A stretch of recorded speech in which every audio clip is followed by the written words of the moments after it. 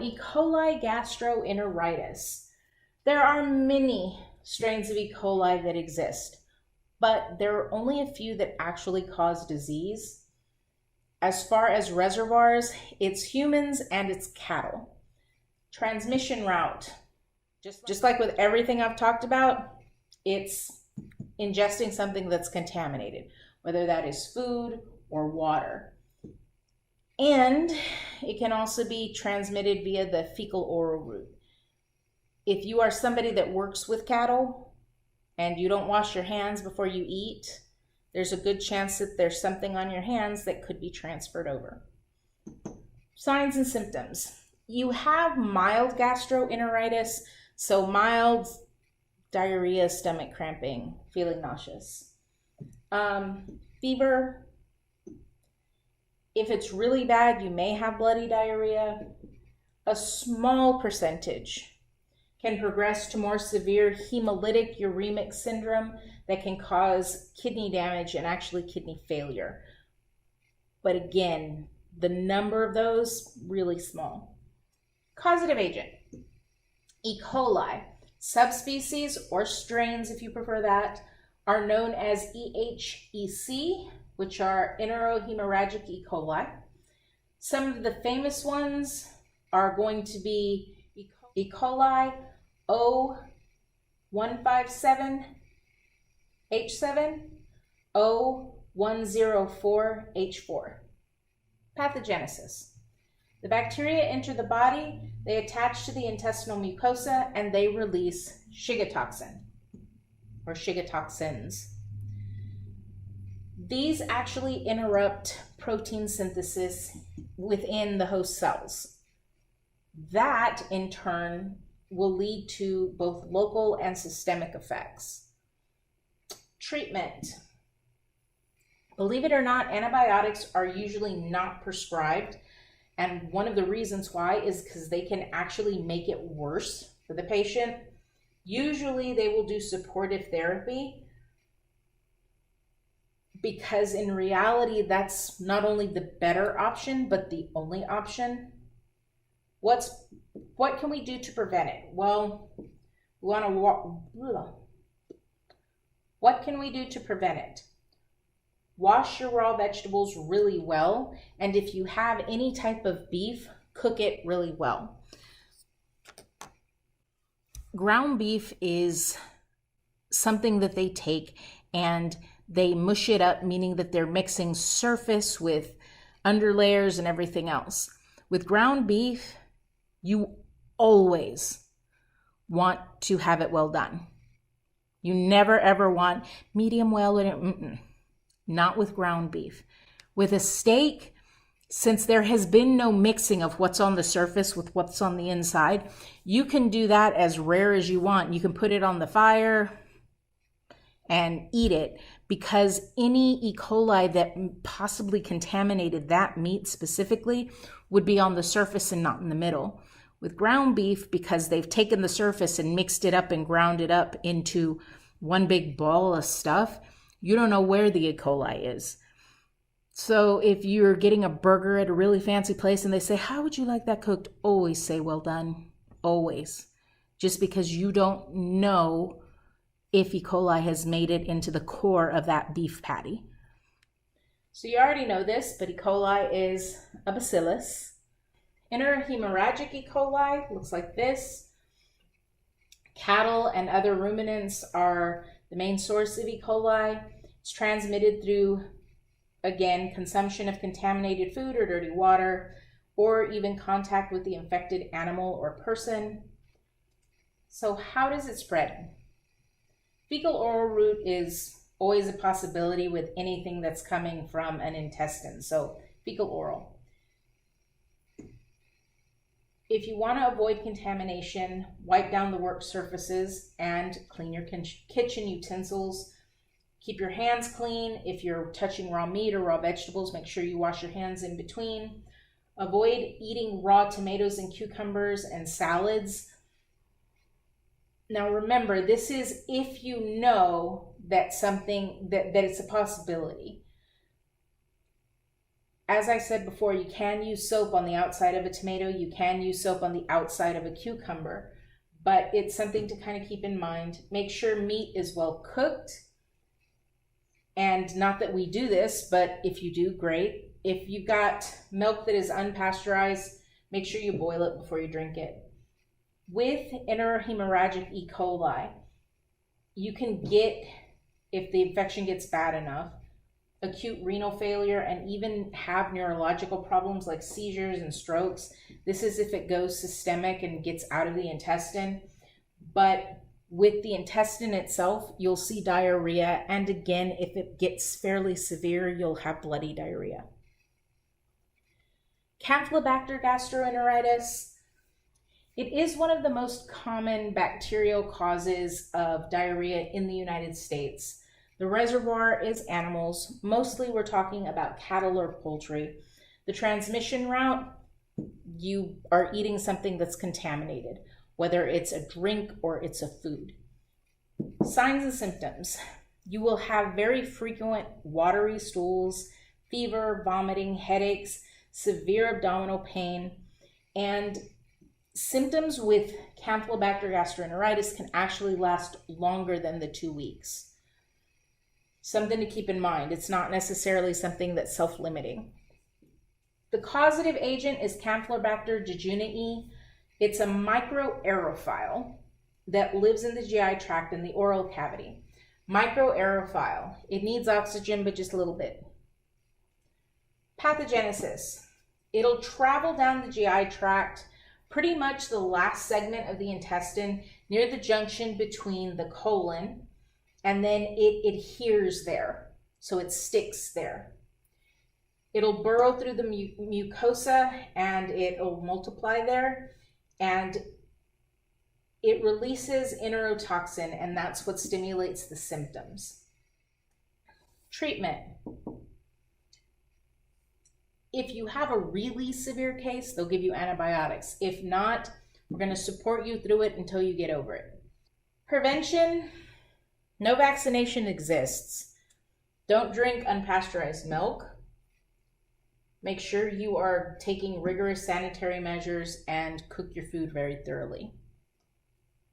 So you can see that Campylobacter is actually a spiral shape. It's not a bacillus this time around. You've got fever, diarrhea, abdominal pain. You'll have spasms in the large intestine, sometimes blood in the feces, and again, nausea and vomiting. So looking at the intestinal wall, here's my contaminated food allowing the Campylobacter jejuni access to my intestinal wall. You've got the invasion and the toxin production happening here. This in turn causes inflammation in the intestine, and you end up with diarrhea and that swelling that I talked about. C. difficile gastroenteritis. This is unique because it actually happens after a course of antibiotics. It's also known as pseudomembranous colitis. It can be difficult to treat, and it can also result in death. It is a major cause of nosocomial diarrhea infections. The reservoir is actually humans. The agent is part of your normal GI tract flora. The transmission route, well, it's not really a transmission route. It is overgrowth of the very specific flora that we already have in our GI tract.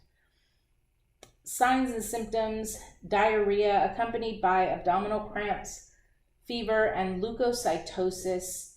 Leukocytosis means that your white blood cell count all of a sudden rises. If it goes on for a really long time, the colon will become inflamed, and gradually these patches of the lining of the colon will start to slough off. Those patches are what we call pseudomembranes.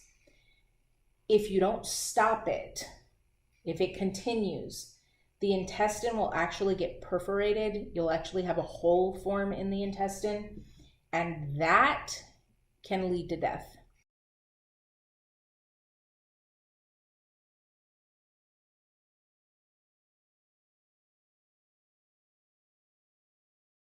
Which I'm pretty sure you already know, if you put a hole in a major organ, you could die. But in this case, it's happening from the inside. The causative agent is Clostridium difficile. It is a normal flora that overgrows when antibiotics have disrupted our normal biota balance. It produces 2 enterotoxins that can cause necrosis or death in the large intestine. The bacteria, pathogenesis. They're able basically to superinfect the large intestine after treatment with broad-spectrum antibiotics has disrupted that normal balance. Again, this is something that we normally have in our intestine. It's there every single day. But when you take an antibiotic and a lot of your normal flora dies out, this one just takes over. It's opportunistic. Treatment. Mild cases are treated with supportive therapy and do not give them any more antibiotics. More severe cases can be treated with antibiotics or something that is a newly developed technique that I will talk about in just a second. Prevention. Don't overuse antibiotics, especially in certain patients. So, this is C. diff. C. diff cases are on the rise, so we have tactics to deal with this organism. In addition to the traditional treatments, here are some others. Again, we don't really have a lot of proof that probiotics work, but giving them probiotics may help to reestablish a healthy balance in the GI tract.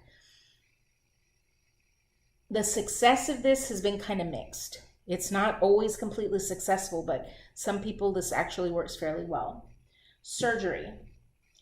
If you have a section of that large intestine that is so damaged it'll never heal, you go in, you cut it out, and you sew the rest back together.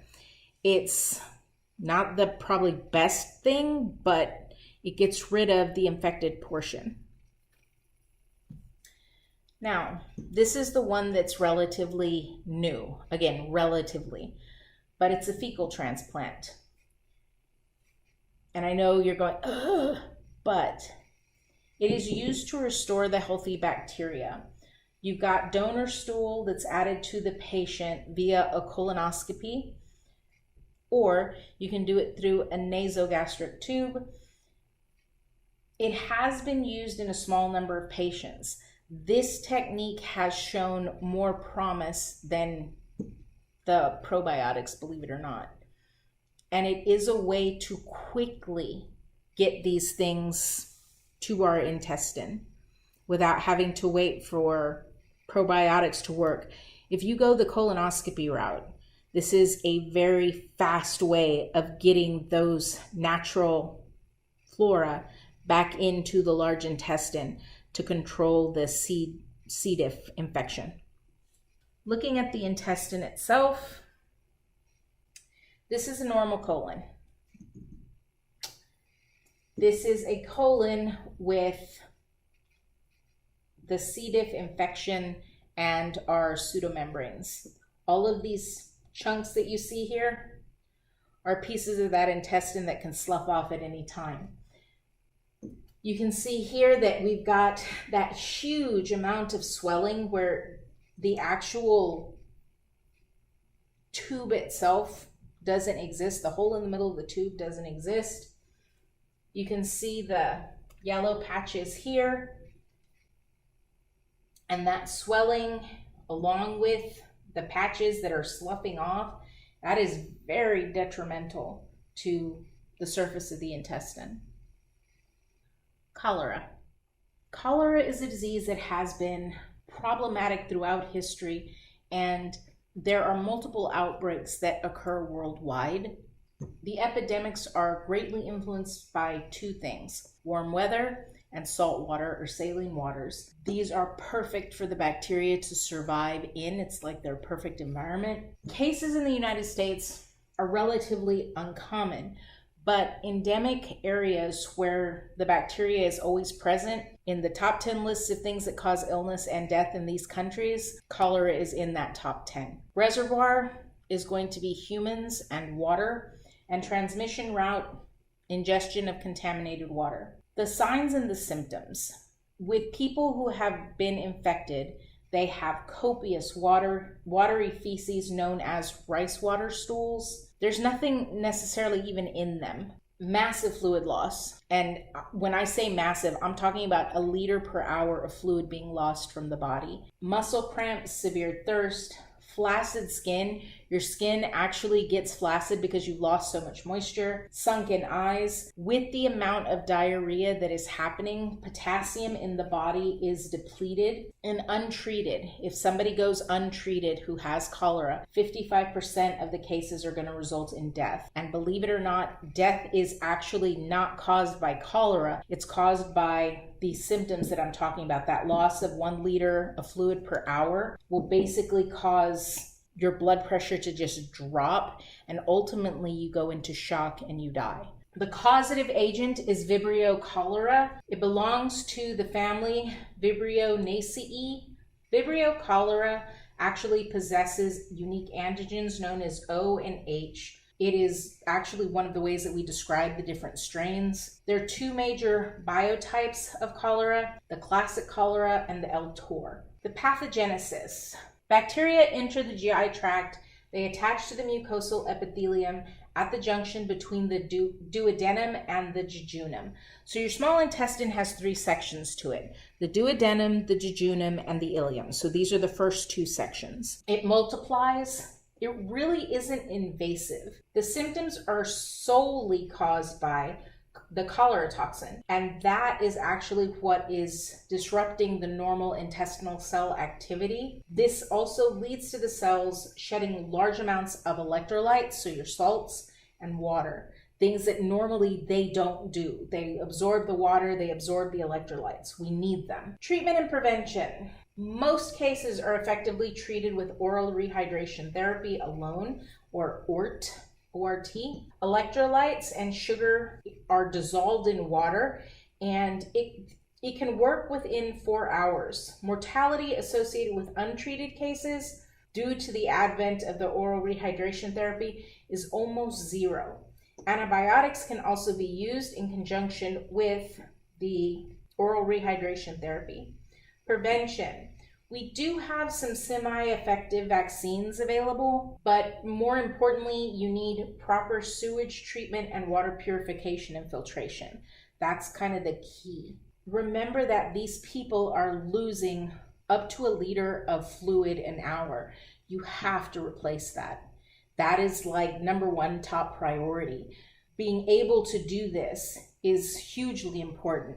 Then why don't people do it? Why are people still dying? You got to remember that there are places in the world that don't necessarily have access to clean water like we do. We can go to H-E-B and buy a whole case of water.